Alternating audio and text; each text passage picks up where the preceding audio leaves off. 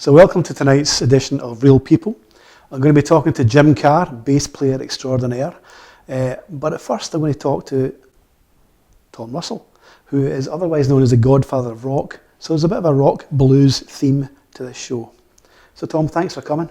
Not at all, no problem. And what I wanted to try and do is rewind a little bit back to, I know you were in the paratroopers and all that kind of stuff. After that, how you got into rock music and, why rock as opposed to another genre?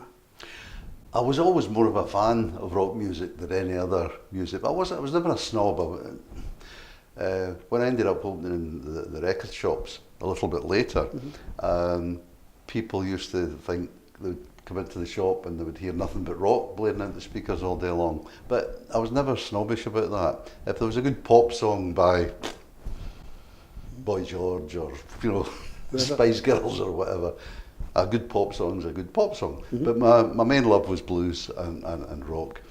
I remember also, we've talked in the past about this, certainly about music in the past, and I remember you telling me one time, I think it was Newcastle, and you got to see Jimi Hendrix, is that right? That was a weird one. I'm having a wee walk round, 7 o'clock at night, Newcastle city centre, looking for a pub to go in just to have a drink. And I walked past this opening and I could hear music coming from it, and there's the big security guy in the door.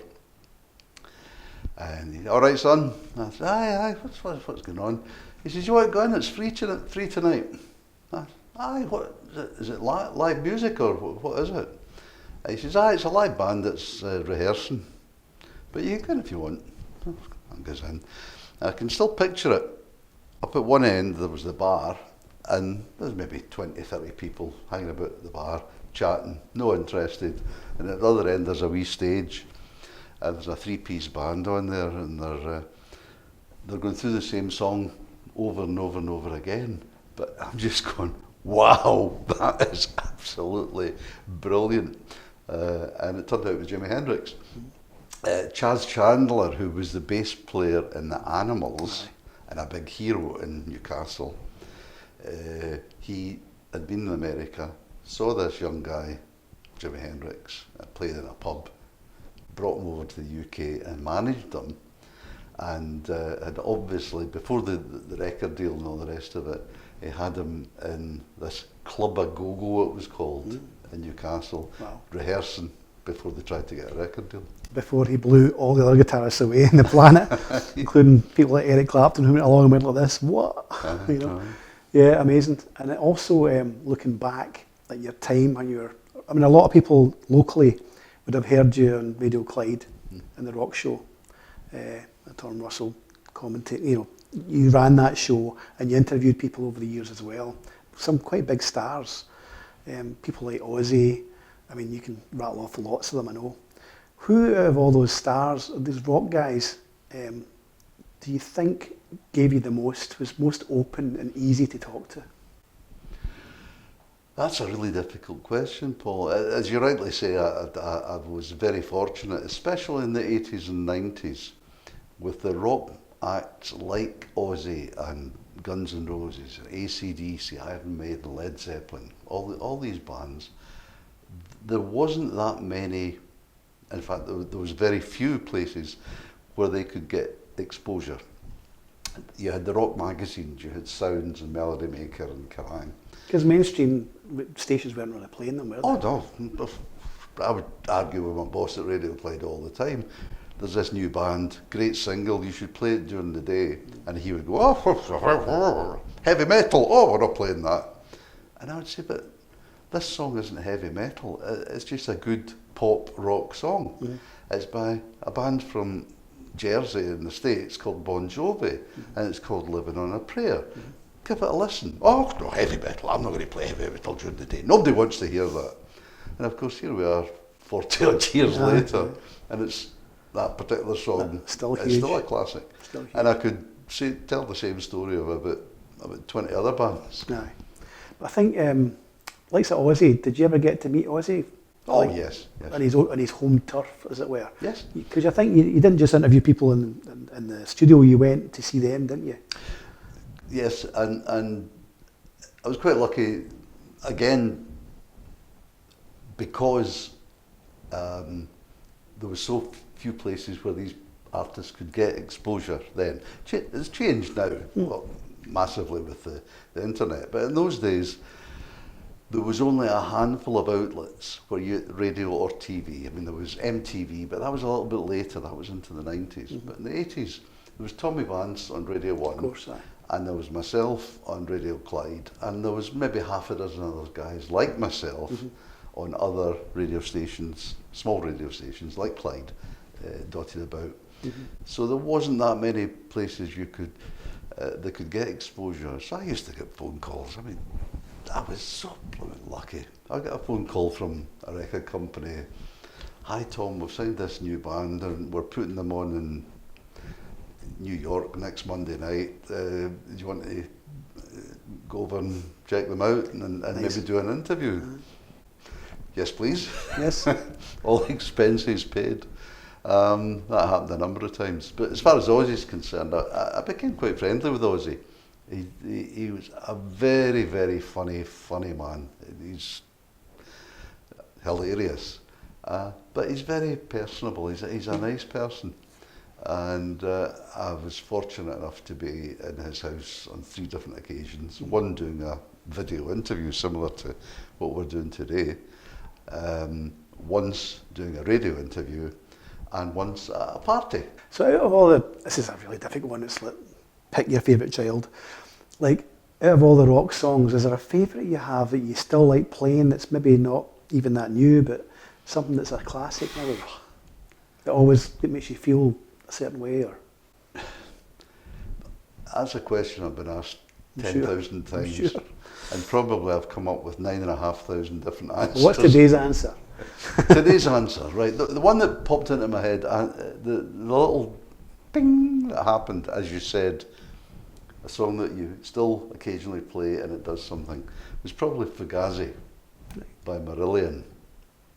It was on, I think, the second album, and at that time I wasn't long married, and we had ordered a new house, and it was Bellway were the builders, and it was due to be completed in the March. Of course, we sold the flat. We had a flat. We sold the flat, and then round about that time, Marillion brought this album out, and there was this song that I loved on it called Fugazi. Okay.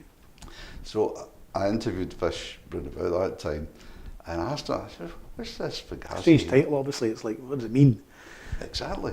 Well, it's a Vietnamese word. Ah.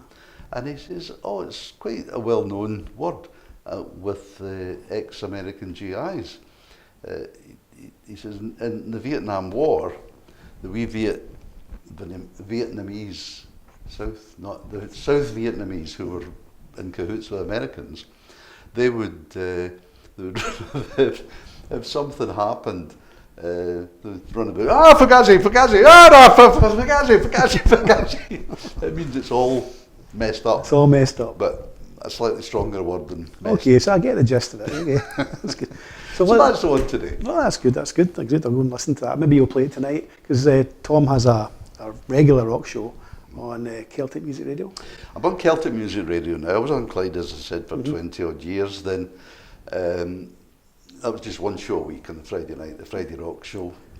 Then a new station launched in Scotland called Rock Radio. Right, yeah. And I was on 6 days a week on that, and that was fantastic. Then sadly it went under, or got bought over, and then was pushed under. And then a couple of other stations that employed me, and for the past nearly 2 years I've been doing a show once a week, just as a hobby now. Keeps my eye in, keeps good. my interest. No, it's good. I've listened to it a few times.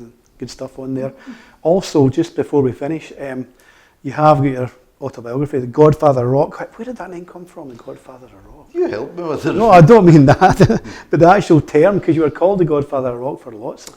It was one of these things, we were looking for a title for the book. We were between two. That's right. It was either going to be The Beard of Doom or The Godfather of Rock.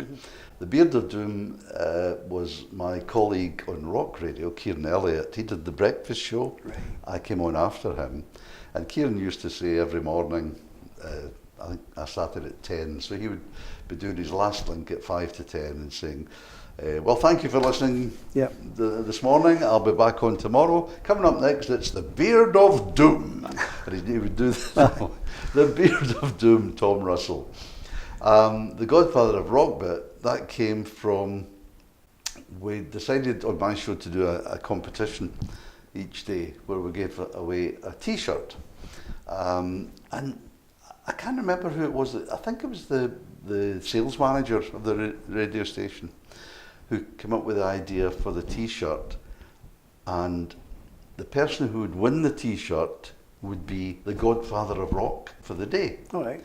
And what they had to do is to write in, which nobody does now, obviously, but in those days, you wrote in a letter with your name, address, and the suggestion of your 3 favourite rock tracks.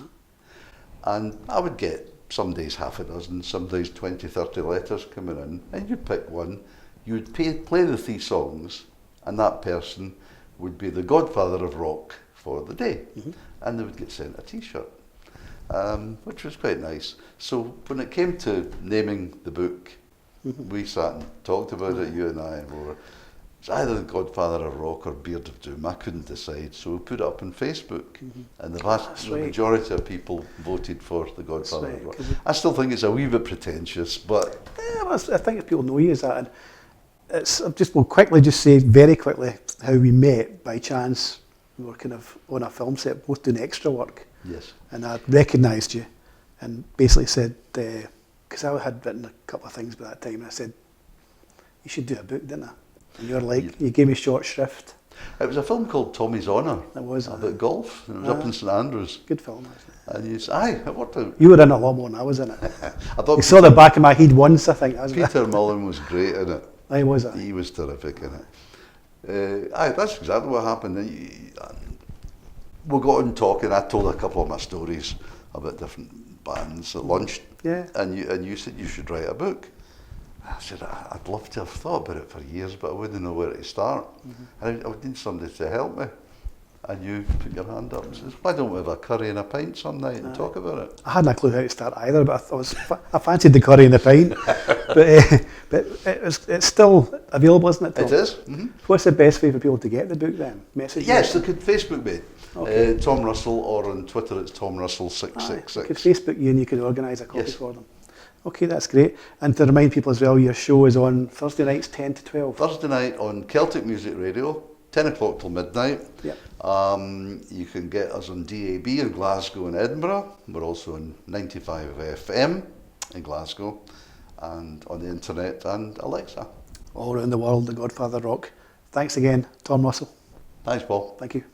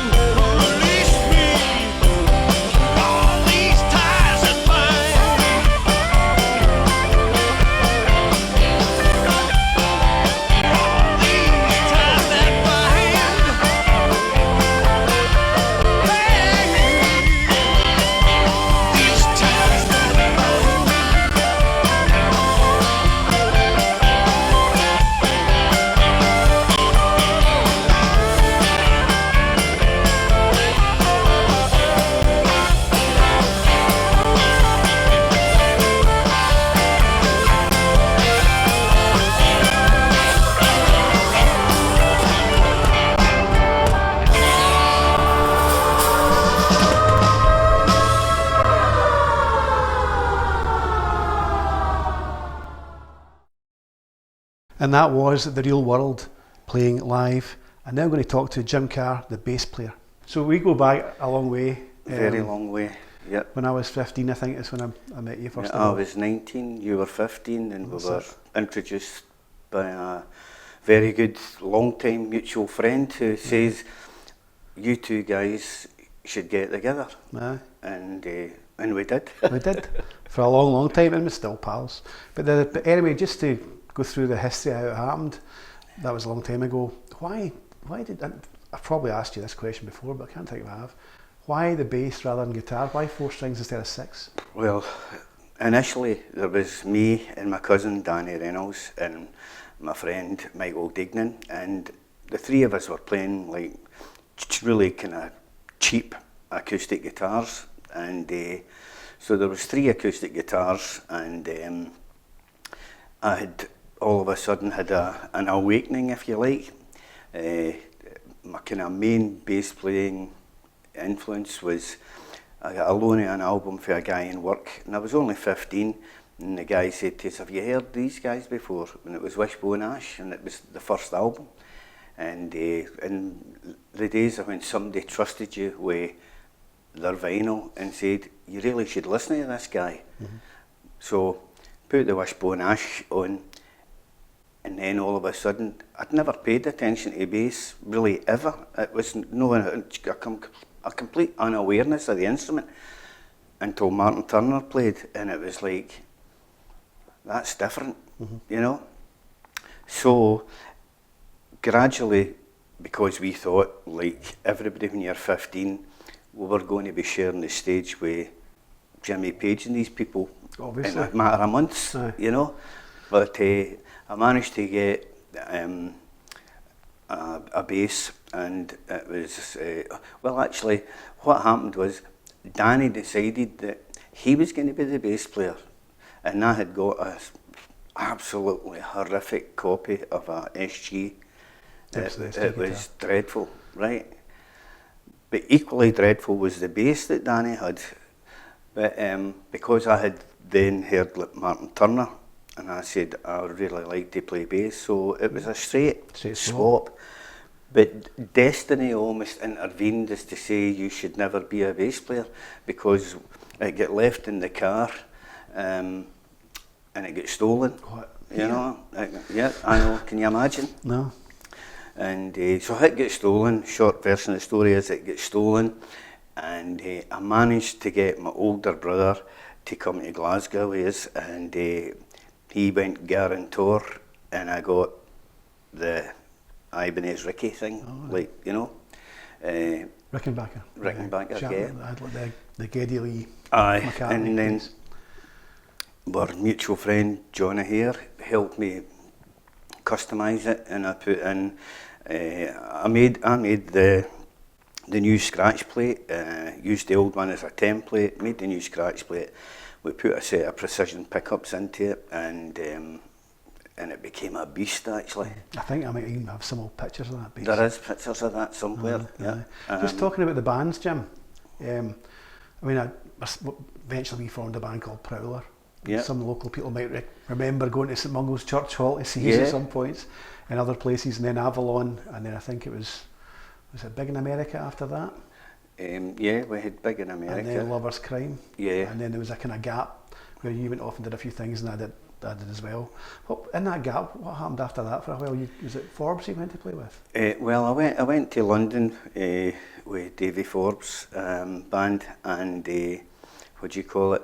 It was one of the kind of experiences where hilarious, absolutely hilarious, like adventure, and I can't even talk about it. There's a book in there somewhere. There is a book in there somewhere, or a play or something, but on camera like this, I couldn't even put my toe in the water of what happened, because it is a genuine rock and roll mayhem story. Right. Talk about that later. But talk about that. Aye. You know. My friend and mutual friend again, John Corcoran, John decided that he wanted to put a version of Idle Talk, which were massively popular band Yeah. at the same time as Avalon and things like that, and they were doing extremely well at that time. But anyway, subsequent to them going quiet for a good number of years, John and I hooked up, and so we put a version of John's band together again. And then I actually walked into a pub with another mutual friend, Michael O'Connell. We went into the Scotia Bar one Saturday afternoon, and there was a band called the Halos were playing, and Jim and Martin and Craig, who was just this astonishing drummer. You know, it was like, is that Ian Pace they've got playing with them? You know, because he was utterly brilliant. Equally so, Martin on bass and vocals was just a brilliant performer, and Jim was just this, you're like, that can't be happening in Glasgow, a guy as good as this, Jim you know. Carr is still a very renowned guitarist. Yeah, and so through a matter of introducing ourselves, and you know what I'm like, I just go straight in and try and make it happen, kind of thing. I don't know if that's a good quality or not, but I just try and get in the door, direct. Yes, direct. So got to know Jim. Jim said he wanted to put a kind of like blues rock type band together, and so we did a band called Sunburst for about maybe 5 years, something like that. And then just Gregor phoned us up. I actually was on holiday, and Gregor from the band, Gregor Gilmore, who's on vocals. This is your new band, The Real World? The new band, yeah, for the Real World. Yeah, which CD out, yeah. Gregor phoned up and said that he had recently just finished with a band, and he knew that I had just finished with a band, and he says, what do you fancy, sort of doing something? So we went into my kitchen for about 3 months, and sat and drank tea, ate biscuits, and bounced ideas about, you know, what we wanted to do and that kind of thing. And then he says, well, he's a friend, Gregor's friend Ian Fisher, who they've been friends probably 40 plus, like ourselves, you know, a long, long time. And so we've decided we need to get out of the kitchen and into a studio. And I'll tell you this, see when folks say, like, it's really hard putting a band together kind of thing, getting the right people. It can be, and most times it probably is, getting the right people. But what happened was, we went into the rehearsal studio at Castle Studios, you know, with Jimmy and Alec, who are just the best of the best guys, actually. Just great guys, great studio, and a wee plug for the guys, because they're very good to us. So me, Gregor and Ian, we went into the studio, and we were just kind of like, what do you think of this for a night, and blah, blah, just trying to make it happen. But we realised that the main ingredient that we really needed next was a drummer, you know. So we had said to the guys in the studio, we're going to advertise for a drummer. Lo and behold, a week later, we got a message through Alec, which he used to manage the band that Andy, the drummer, was in, right? And Andy had session worked on a couple of albums and things like that. And so Andy came in, and I tell you, it was this moment where we were like, right, try something. And we played, and like, we were 4 of us like this, the drums, Ian, me, and Gregor, and we're playing. And I just looked at Gregor, and he looked at me, and he went, stop. And Gregor says, we think you're the guy. And Andy says, well, I want to do it. And it was so easy. That was it. Yes, a great you know. as well. And he's Andy is.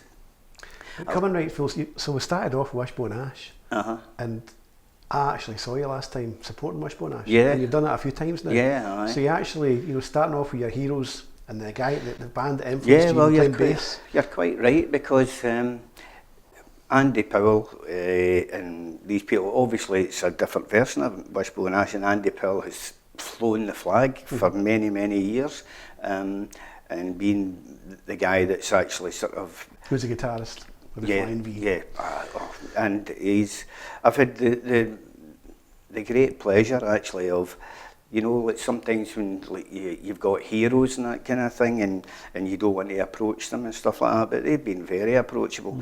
But watching them in a sound check and things like that, and you think, that guy's a killer, you know, he's such a good guitar player, you know. And so we've managed to do that 3 times, we've did that. But sadly, that has came to an end because they've changed venues, and my influence, shall we say, in the other venue where we played is no longer there. Oh, well, So you never know, somebody else might come along. Never know. But we just want to finally talk about any future events we should be aware of for the real world. Yeah. Can you see your album? Like, Yeah. Where's the best place to get this? Well, it's basically just like contact us through Facebook. It's the Real World Glasgow Blues Band. Okay, so it's got on Facebook. So. Yeah. But is there any other events coming up that we should be aware of? Well, the biggest thing at the moment, I mean, we do recurring like blues festivals, blues clubs, and support acts and things like that. And so on the 3rd of May, we're supporting Big Vern and the Shooters down in Lanark Memorial Hall. If you can make it along to one of the gigs, please do. Yeah, that'd be great. So I just want to say thanks again to Tom Russell, the Godfather of Rock, and to Jim Carr, the bass player from The Real World. Thanks for tuning in, and we'll see you next time.